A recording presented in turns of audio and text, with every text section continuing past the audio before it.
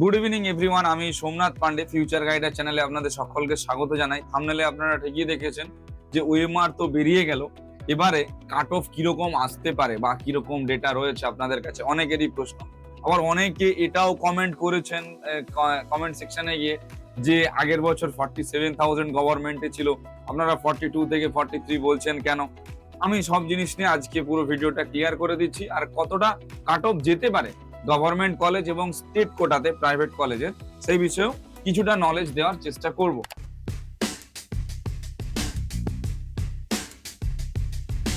দেখুন, ওয়েস্ট বেঙ্গলে গভর্নমেন্ট কলেজে জেনারেল ক্যাটাগরিতে আগের বছর যেটা গিয়েছিল সেটা হচ্ছে যে 47,373 র্যাঙ্ক, আর স্কোর হচ্ছে 504।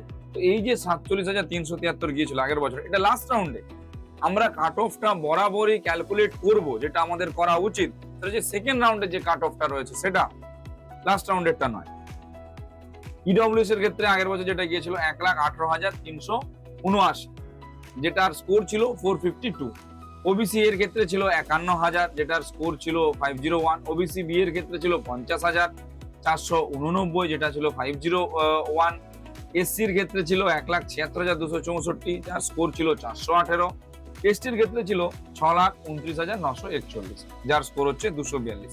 এইবার এখানে একটা টুইস্ট বুঝুন ভালো করে।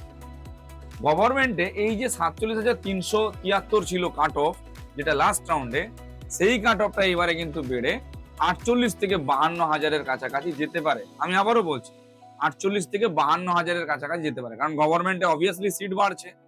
আগের ভিডিওতে আমরা বলেছি কতগুলো সিট বাড়ছে না বাড়ছে, তো এটা কিন্তু যেতে পারে। ইডব্লিউএস এর ক্ষেত্রে অনেকে কিন্তু ইডব্লিউএস ক্যাটাগরির সার্টিফিকেট বানাতে পারছে না। তার কারণটা আগের যে গভর্নমেন্ট ছিল আমাদের স্টেটে, সেই গভর্নমেন্ট ক্যাটাগরি সার্টিফিকেটে ওই ইডব্লিউএস থেকে অনেকে ওবিসি বি তে চলে গেছে, অনেকে ওবিসি এ তে চলে গেছে।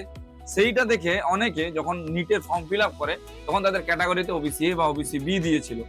ঠিক যেই কারণে তারা কিন্তু এখন আর ইডব্লিউএস এর সার্টিফিকেটটা শো করাতে পারছে না। তো ইডব্লিউএস এর সিটটাতেও কিন্তু কাট অফটার একটা হিউজ ডিফারেন্স থাকতে পারে। যেটা 1,18,000 থেকে 1,18,329 রয়েছে 452, এটা আমরা পেড করতে পারি বা আমরা ক্যালকুলেট করতে পারি যে 1,29,000 থেকে 1,30,000 কিন্তু ইডব্লিউএস এ যেতে পারে। সেটা কিন্তু আপনাদের মাথায় রাখতে হবে। আচ্ছা, এবারে ওবিসি এ দেখুন, ওবিসি এ বা ওবিসি বি টোটাল 17টা ছিল জাতি, যার মধ্যে থেকে 10টা জাতি বাদ দিয়ে দিয়েছে, 7টা জাতি আছে। তো ওই 7টা জাতির মধ্যে ওবিসি এ ওবিসি বিটা কিন্তু ভাগ রয়েছে।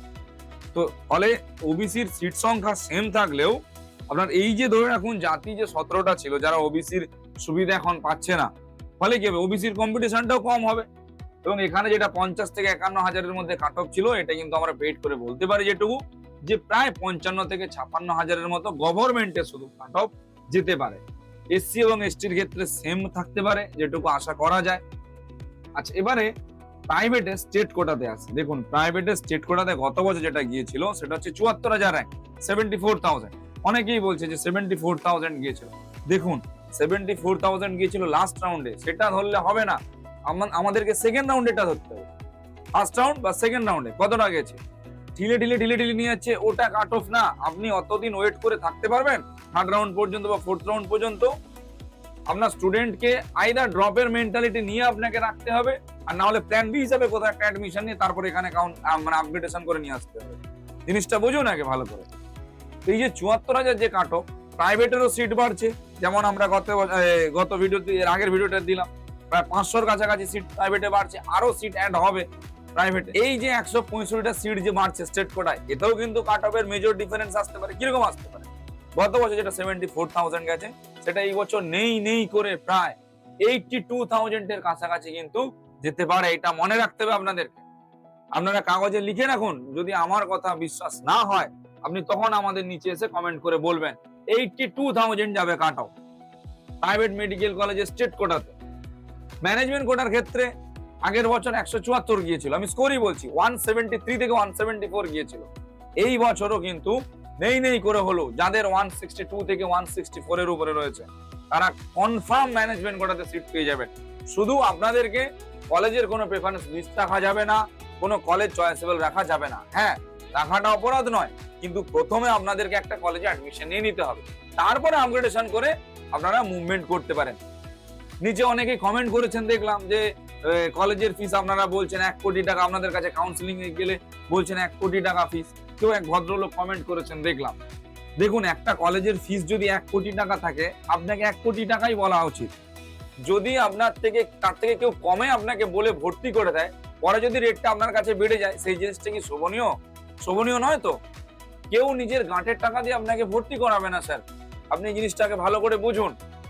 যদি একটা কলেজের ফিস 99 লাখ থাকে, তো আপনাকে 99 লাখই বেয়ার করতে হবে বা খরচ করতে হবে। আপনি তার থেকে কমে কখনোই ভর্তি হতে পারবেন না। আপনাকে কলেজ যদি বলে যে হ্যাঁ আমি 85 লাখে বা 90 লাখে বা 95 আপনার অ্যাডমিশন করিয়ে দিচ্ছি, তাহলে সেটার একটা কলেজ প্রপার বোনাফাইড দেবে। আপনার আগের বছরের কোনো স্টুডেন্ট বা কোনো পরিচিত যদি কেউ ভর্তি হয়ে থাকে, তাদেরকে জিজ্ঞেস করে দেখবেন, তাদের ক্লাসে তো অনেক স্টুডেন্ট রয়েছে, জিজ্ঞেস করে দেখবেন, খোঁজ নিয়ে দেখবেন। আমরা এরকম ভাবেই কাজকর্ম করি, কলেজে যা ফিস রয়েছে সেই ফিসটা বলেই আমরা ভর্তি করি। তো ব্যাংক গ্যারান্টি রিমুভ যেটা রয়েছে সেই ফেসিলিটি শুধু আমরা প্রোভাইড করে থাকি। এছাড়াও আপনার যা স্কোর রয়েছে সেই স্কোর অনুযায়ী যেটা বেস্ট কলেজ হবে, অর্থাৎ পুরনো কলেজ, আপনার সমস্ত রকম দিক থেকে ফ্যাকাল্টি, ইনফ্রাস্ট্রাকচার, পেশেন্টের ফ্লো যা রয়েছে, যে আপনার স্কোর রয়েছে 412, আপনি চাইছেন এই বছর অ্যাডমিশন করিয়ে দিতে, আমি দেখতে পাচ্ছি আপনার 412তে যেটা হতে পারবে সেটা হচ্ছে মাতাগুজরি মেডিকেল কলেজ, যেটা কিষানগঞ্জে অবস্থিত। সেখানে থাকা খাওয়া দাওয়া সব মিলিয়ে 68 থেকে 72 লাখ টাকার মধ্যে আপনার কলেজ কমপ্লিট হয়ে যাবে। তুমি কেন স্পিচ করবো না আপনাকে? অবশ্যই বলবো। আরো অনেক জিনিস রয়েছে, অনেক অপশন রয়েছে। তো অ্যাডমিশন রিগার্ডিং যদি কোনো রকম কোনো হেল্প লেগে থাকে, আপনারা আমাদের সঙ্গে জুড়তে পারেন, আমরা রয়েছি সব রকম দিক থেকে আপনাদের গাইডেন্স প্রোভাইড করার জন্য। Thank you.